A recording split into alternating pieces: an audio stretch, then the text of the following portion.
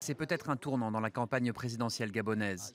Jean Ping a reçu le soutien de deux poids lourds de l'opposition face au sortant Ali Bongo. Celui de Casimir Oyemba, un ancien Premier ministre, et de Guy Zubadama, qui a présidé l'Assemblée nationale ces 19 dernières années. La sagesse des uns et des autres a finalement abouti à ma désignation pour représenter l'ensemble de l'opposition.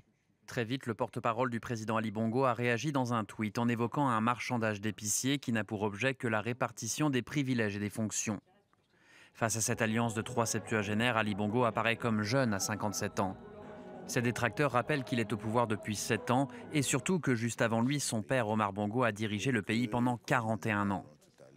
Lorsque je cite le président Omar Bongo Ondimba, la réaction, ça va être de dire, vous, surtout vous dans la presse, ça va être de dire, papa m'a dit.